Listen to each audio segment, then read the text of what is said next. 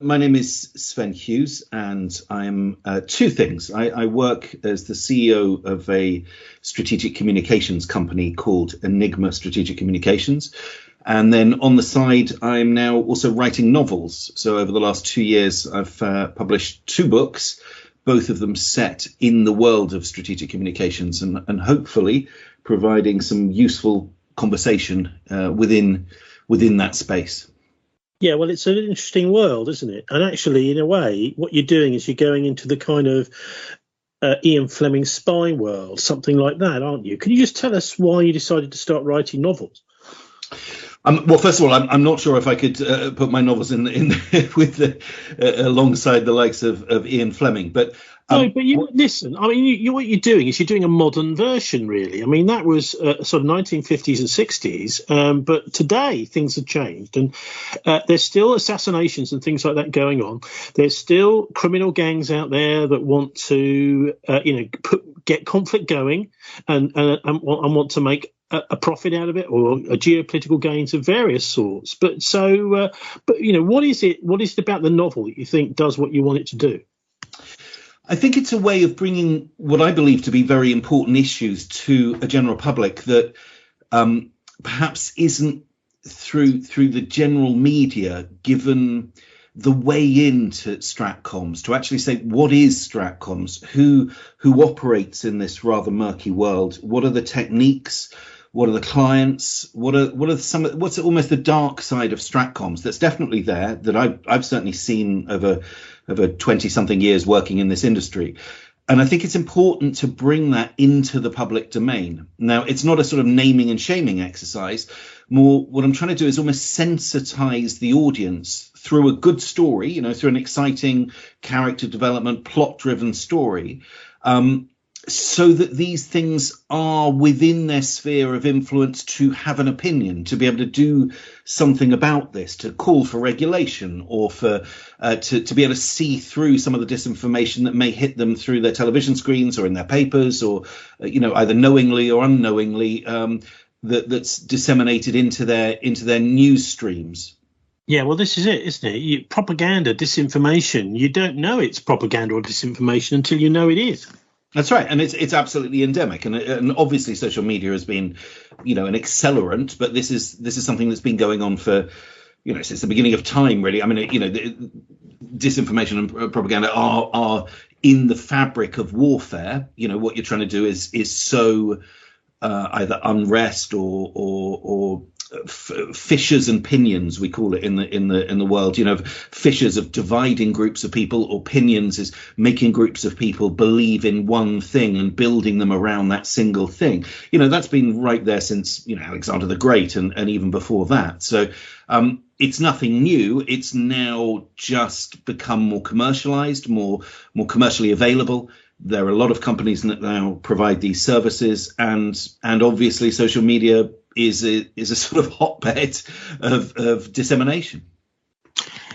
So you chose the topic of the Russian Orthodox Church in this Seal of Confession book, which is about actually the murder of a Russian Orthodox priest. Why did you think that was? I mean, is this the sort of area that strategic communications people really operate in?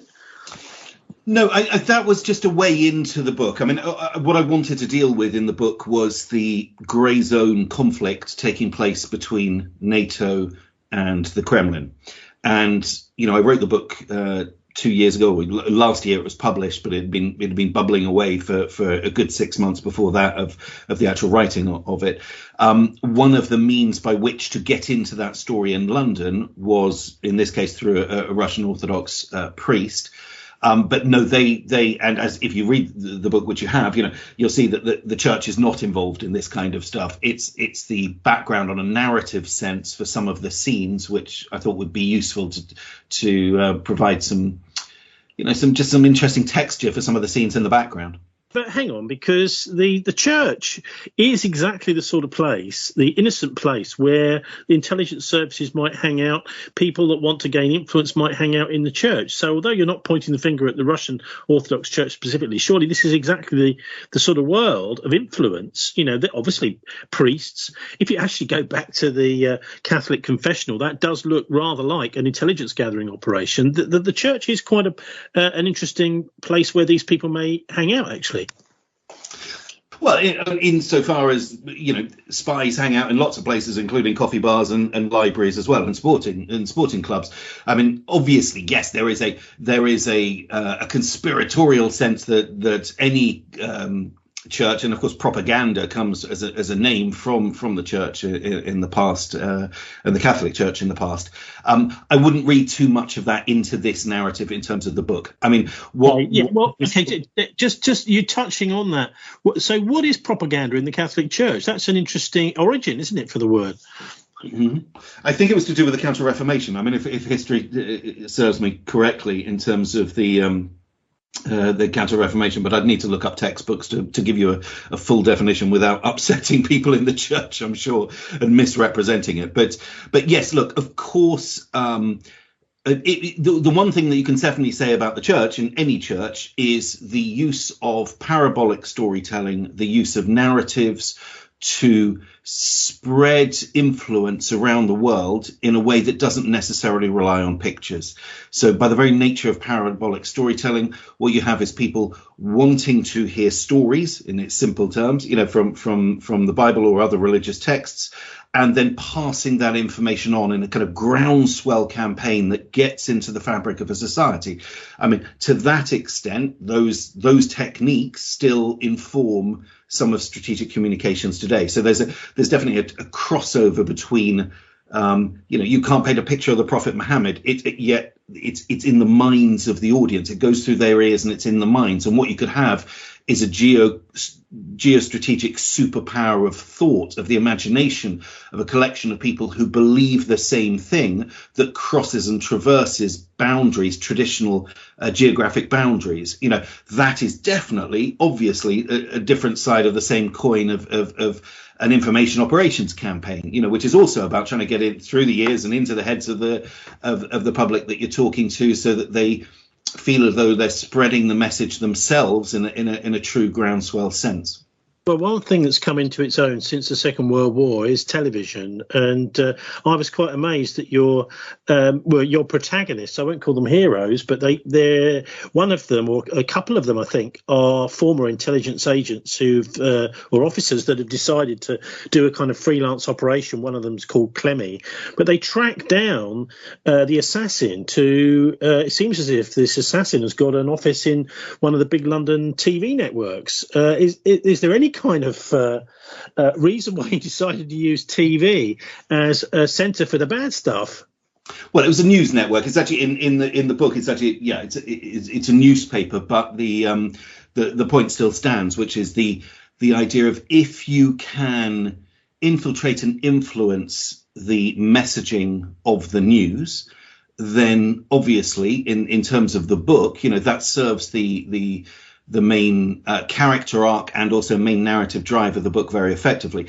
Is it true to say that a lot of people, some people, many people, several people who work in psychological operations, military psychological operations, or commercial psychological operations in this country and through Europe and through the rest of the world, also, if they're, let's say, reservists, may have a full-time job in the news or in PR or in an associated skill set, associated job? Yes, well, obviously that's true, because it's a cross-pollination of skills, that you would use within 1 minute in uniform psyops, and the next minute in your day job working in a newspaper or television or radio facility. Yeah. Well, hang on a minute, because certainly when I was working in mainstream TV, the last thing in the world we want is the military there simply spinning their line. The very, most that you'd expect is that a news editor would allow a military person to, have their say. But the idea that the military could actually themselves be involved in the production process, so this is back in the 1990s. I was there. So do you think they may be now?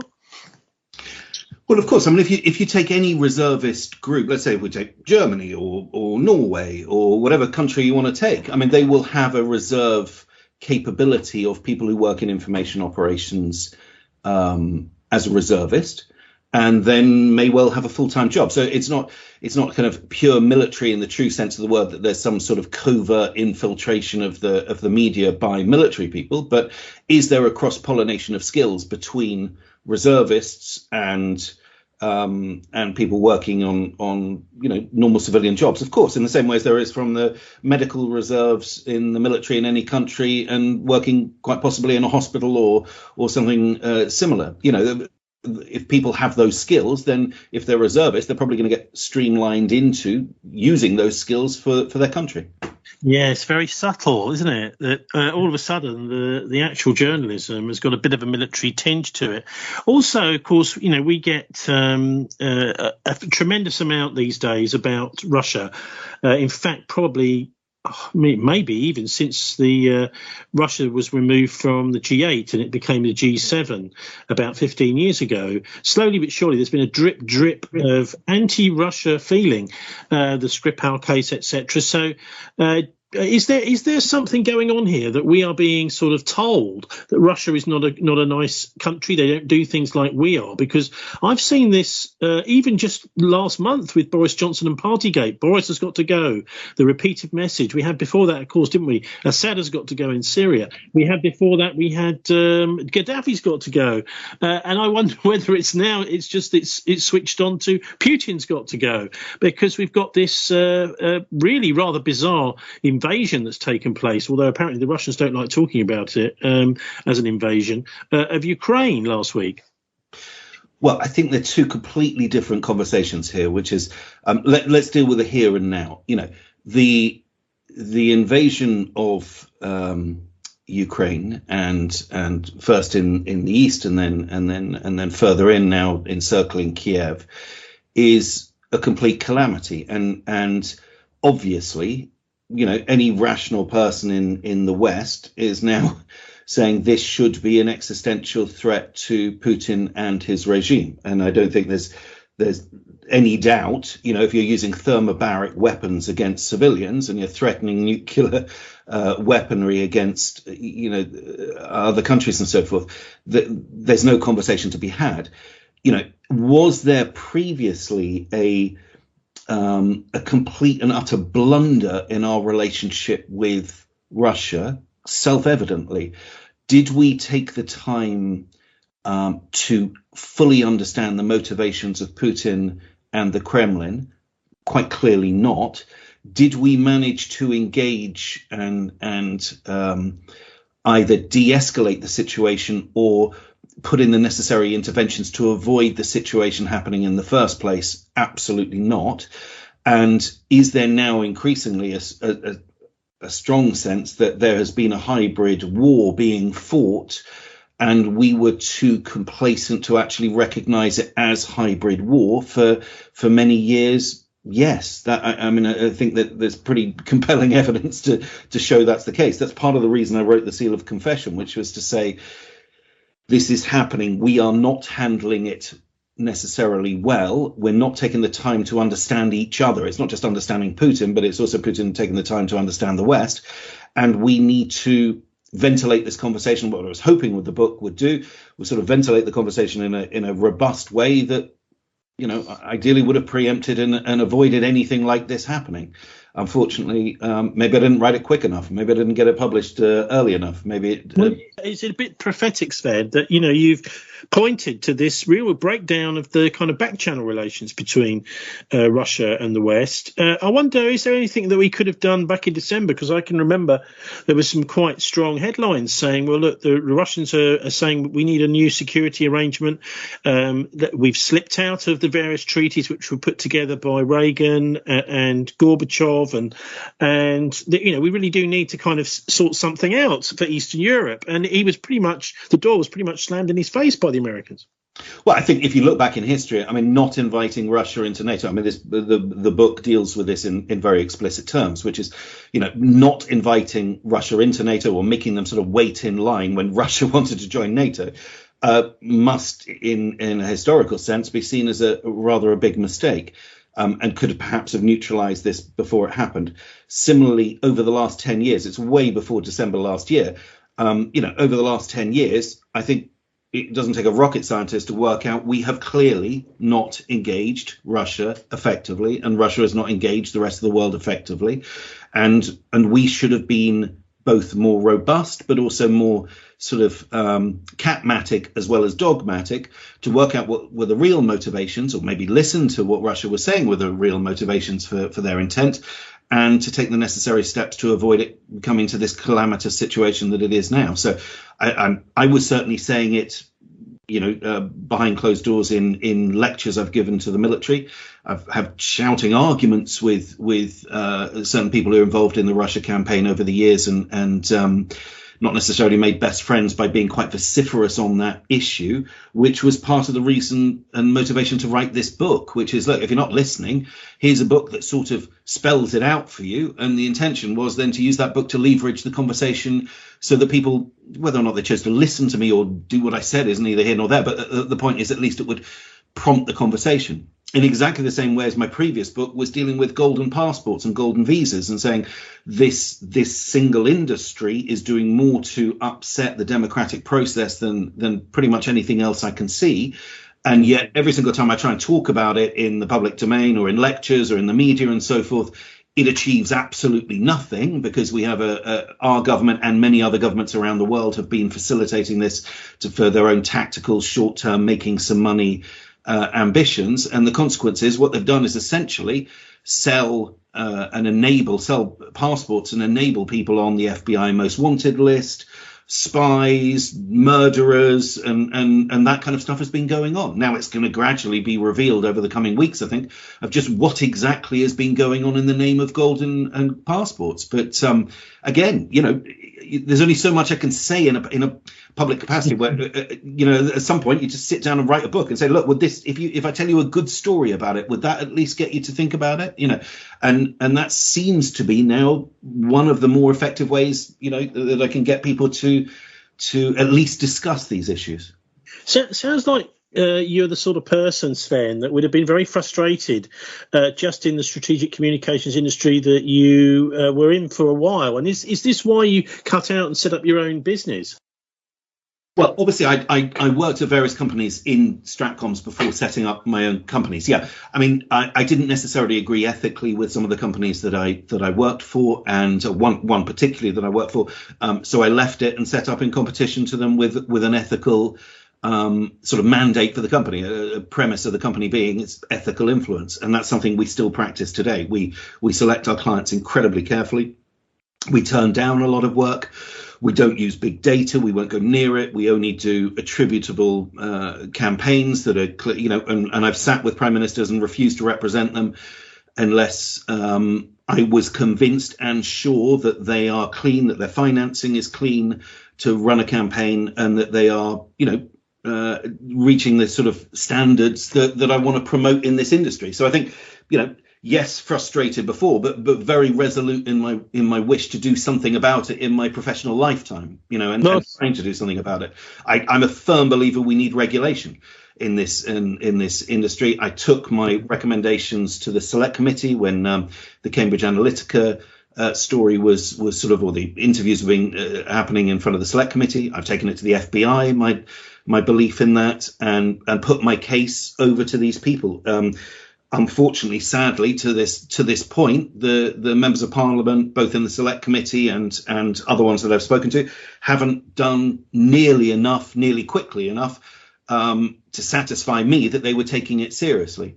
One of the consequences, I think, perhaps of what's happening in Ukraine at the moment is this is being totally sort of revealed, or has the potential to be completely revealed and opened up. We need to see that the Russia document. We need to see what was on the servers of the Cambridge Analytica servers. That's never been brought to bear in the public domain. And then we need to see what is the kind of money that's being passed through some of these people who got golden passports into the pockets of our politicians. And I very much hope that the disinfectant of sunlight will be, will happen in this case. Let's see. I mean, I'm yet to believe that any politician really wants to clean up this business, because it's what gets them into power. And if they try and clean it up, the very people who put them into power will take them out of power rather than have the industry cleared up. So it's quite a high stakes game. And that's why, again, that's why I write books about it, is to try and get people in the general public, at least, more aware of what is sort of, at least I do it through fiction, but more aware of what's actually going on, so that they feel furnished to ask their members of parliament what they are or have been failing to do, and to come up with some decent answers. Well, when you see something so discrediting as Partygate get rolled out, do you sometimes scratch your head and wonder whether there are some strategic communications people behind that? Because it did seem as if it was over several weeks, a very concerted campaign on all platforms, really, and strategically spaced releases of photographs, documents, information. Is that the sort of thing that a really good strategic communications person, maybe not an ethical one, can unseat a prime minister, for example? Oh, 100%. And not just do I believe that. I mean, I've gone on the record and said it. If you go onto my LinkedIn at the moment, you'll see I actually have up there a post which I wrote as it was happening, saying, I can see the fingerprints of a strategic communications company here, and this is what will happen next over the next few days and weeks. And I went on the radio and actually predicted what would happen the next week, including Sue Gray handing in her report, what would be said by the Prime Minister, where the Prime Minister would fly to. He would have pictures of himself with tanks. Then Liz Truss. I mean, you can literally see that in the public domain, me predicting the step-by-step of at least, I think, 7 or 8 days. And it's exactly what happened. It literally is exactly what happened. I mean, MPs, I was literally giving quotation marks saying, this is what MPs will say. And they were going onto the television and radio stations and saying this, and it was predicted before. So it's not rocket science. I mean, a lot of people out there are trained to do these techniques. It's not, I'm some sort of Jedi mind tricks expert. There are a lot of people who could have predicted that. Sadly, the cynicism, I think, that's happening amongst the voters is they feel rightly that pretty much everything they're hearing has gone through the lens of a Dominic Cummings or an equivalent. And I have a very, very big problem with the ethics and morals of many of the people working in this unregulated industry. We need regulation, we need laws, we need accountability, we need transparency, we need to know the names of some of these people, and we need to be able to hold them to account. And if it is demonstrated they've been using untoward behavioural techniques on the population, which I think is against the Geneva Convention, or if it is the case that some of the reservists who were actively serving in information operations were overextending their reach when they were working in the Cabinet Office during COVID, I think people have to know this, and there have to be people held to account. We cannot continue with such a powerful weapon system. This is a weapons grade information operations capability that must not be used in the civilian space in an unregulated and sort of opaque manner. Okay, look, you've said it yourself then, that the people that get into power rely on this system to get into power. They're not going to, it's like, you're not going to get them. It's like turkeys and Christmas, isn't it? You're not going to get them to do it because they rely on this system. What would you like to see, though, if there was some proper regulation of strategic communications? I'd like to see an answer in terms of why the select committee, when I gave them the evidence at the time of what was going on, chose not to act on it, chose not to ask the questions of Alexander Nix that I provided for them, which would have revealed the truth. I'd like to know why so many of those people essentially, as far as I can see, help cover it up rather than reveal it. Now, that's a strong thing to say, and I'm sure they would defend themselves saying, no, they did the best they could. But if you look at the Russia report that was published, and you look at the sanctions that should have been applied and the questions that should have been asked, it's another example of pretty much nothing was done up until a couple of weeks ago. It was all being swept under the carpet, as it will be, of course, with Partygate, which is accountability, and genuine accountability seems to be at the moment just being kicked into touch, which is, well, we've got much more important things to think about now, which is war. So that seems like frippery, the idea of people having bottles of wine and parties and so forth. And this nonsense excuse of, oh, well, I don't know if I was at a party because the police have to tell me if I was. It's doing so much damage to the trust between the civilian population and politicians, and then the civilian population potentially with this industry of Stratcoms, and then as an extension of that, the civilian population and the military personnel or reservists who also work in this industry with information operations capabilities and were certainly involved with COVID. So I think it just in every single way, this is this has to be sorted out once and for all. I can only do so much myself. I hope people listening to this will take more of an interest, either read my books or go and research this online on Google and so forth, because I do feel as though slightly, how long have I known you, Tony? We've known each other for a good number of years now. Every single time I've spoken to you in I think in person or on recorded has been on this topic. I've been bleating on about this with you for at least 10, 12 years. You were one of the first people I did an interview on BBFC FM or whatever it was called at the time. You have been pushing this narrative, and I really thank you for that. Very few other journalists have. They may have their vested interest, they may not, but it's time now to expose the people who, for vested interests, haven't been exploring this, be that politicians, journalists, members of parliament, whatever, and find a way to replace them so we can start cleaning this up once and for all. Well, it certainly is a dirty world, the broadcasting world, far more dirty than when I was working in mainstream broadcasting. If we do nothing, where is this heading? Because that's what bothers me. It looks to me as if whoever pays the piper is going to basically decide on our futures. And that is an extremely worrying world to be in, where people can be conned and convinced to do things that they would never normally want to do because the information that they're basing their voting decisions on is simply not being interrogated by anybody. Well, I think you've answered your own question there, which is if it continues the way it is, the notion of democracy is for the history books. And I've seen that myself when I was working at SCL, the precursor to Cambridge Analytica. I was head of elections. That's the company I left on ethical grounds. What I saw and was, as far as I am concerned, personally at the time, looking at it and being a part of it, nothing short of a complete and utter compromise of the democratic process, and using techniques and using both techniques and technology that was nothing short of corrupting of the entire political process for commercial gain, for someone paying so they got a return on messing up the various democracies that we're involved with. That's where it's going. I've seen it firsthand. I've seen it in various countries when I was working for that company.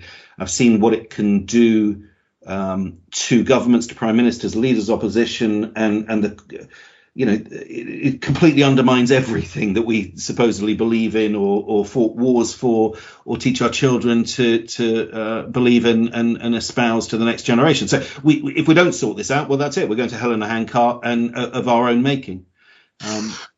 Well, there's a lot of people in Ukraine who wonder quite where they're heading this week. And I noticed that we've seen the first switchings off of the RT channel. I note that during the Second World War, we didn't stop the broadcasts of Lord Haw Haw, the Nazi broadcasts of William Joyce, who after the war was hanged as a traitor. But he was broadcasting from Radio Luxembourg right the way through World War II without being jammed. The British decided, well, we're just going to let him talk. And we will, lampoon him, we'll ridicule him. We'll also counter his information with our own information because we are not afraid of other voices. It seems nowadays we are afraid of another voice, and that voice is RT, which is getting switched off in some places as we speak. Yeah, I actually tend to agree with you on this one. I think that if you believe that RT is a propaganda machine for the Kremlin, fine. But by leaving it on, you can do exactly as you say. You can draw attention to the inaccuracies, to the lies, to the fabrications, whatever it may be, and then you can counteract it with robust arguments and win the hearts and minds of the population that way with truth and credibility. What I worry about is that then the response will be to switch off the BBC. And we know that millions are tuning in both in Russia and Ukraine at the moment to the BBC to get what they perceive to be a balanced view of events. Now, you could argue that both ways. It's very difficult to complain about Putin switching off or restricting Facebook if we then switch off media here as well. So yes, I on that particular issue, I also think it's a sort of tactical mistake, because what it almost gives that notion that we are afraid of what they're saying, rather than we're not afraid of what they're saying and let's discuss it sensibly. But yes, I agree with you on that one. Don't you think it's likely to almost make RT more cool to drive it underground? It could do. I mean, it could just put it out of business as well. I mean, so only the fullness of time will be there. I mean, I think the sentiment now is so strong and so consistent in so many areas of our society, both cultural, defence, political, economic, and so forth. I don't necessarily see that RT is going to survive this one. I think there just isn't the audience there for it now. However, there will be, I'm sure, an equivalent to RT, and that, in the same way as we have essentially propagandistic broadcasting mechanisms into countries, us, America, Europe, and so forth, and always have done. So in this case, it's probably a busted flush for that particular broadcaster, but there'll be others in the future, and possibly not, maybe just online versions, Yeah, well, I mean, I think they're almost certain to continue on doing that sort of thing, particularly since, very few young people actually switch on TVs and watch these things on Sky or Freeview or whatever. Most of them will get their news feeds, they get little clips on Telegram, they'll get it on social media, and of course RT will be on there, I would imagine, in the future. Anyway, Sven, what do you make of the whole psychology behind Ukraine? Because I wonder whether, just stepping back from it a minute, whether it's a little bit like on the east side of Russia back in the 1980s, Afghanistan, where this could potentially be a trap that Putin has fallen into here, that the negative feeling, the deaths generated by their invasion of Ukraine could actually be exactly what the West wants, and that West may be rubbing their hands quietly behind the scenes saying, great, they've fallen into a trap here. Yeah, I mean, of course he has. And it's now an existential threat on Putin and his regime. And it looks as though it's a one-way ticket to that, because he's lost he didn't pre-sell this to his own public in Moscow. I mean, I was in Moscow a week or so ago, and there was general goodwill towards him before he started this. The moment he started this, which is killing brother Slavs for no other reason than a sort of seemingly quite a Tsarist projection of himself and Great Russia on the map, he's absolutely lost his own side in this. I mean, of course he has, and he's completely misjudged the Ukrainian sentiment. He's misjudged the readiness of his own army. We're seeing that with the logistics and the running out of food, weapons, petrol, and everything else. They thought it was going to be a cavalier sort of trip down the road. 3 days later, they would have taken over Kiev and put in a puppet administration. He's totally and utterly miscalculated everything. Now, whether or not that therefore means it was a trap by the West, I'm not so sure, because I don't think that the Western planning in this instance was so entirely far-sighted. I know that history will be rewritten to some extent, saying it was, but I'm a little bit more cynical of that. I think just operationally he has screwed it up so much it's just played into the West's hands. He's facing it. Look, one of them's going to die. It's as simple as that. It's going to end with a Russian tragedy. One of them's got to die. It's either going to be one of the snakes has to have its head cut off. It's either Zelensky or it's Putin. And it's now that. Whereas before it was only about Zelensky and it was only a matter of time and how is it going to do it. Now there is a very real possibility this will be the thing that takes down Putin. And by his own doing, by his own failures, which would I don't think anyone could have projected that quite. No, maybe not. But the day before, I noticed Zelensky, the Ukrainian president, said, I think we should be re-equipping ourselves with nuclear weapons. And when he said that, I remember thinking, gosh, this is almost like a deliberate provocation designed to press all Putin's buttons. And I'm sure there is an element of this being a sort of passive-aggressive, self-fulfilling prophecy by the West because of our lack of proper engagement. We should never have got to this stage with Russia. Russia should never have got to this stage with us. Russia lost 24 million people defending the very freedoms that we now obviously enjoy and preach about. It's the largest loss of life in the Second World War, I think, on any of the Allied side. I think I'm right in saying, if it wasn't for the Russians standing up to beat fascism, God knows where we'd be. So if only somehow during the 90s we could have adopted that in our hearts and our heads rather than basically, raping the country. And I know that Putin has subsequently done it as well. I'm not stupid. I mean, I'm fully aware that his kleptocratic regime afterwards has done even worse.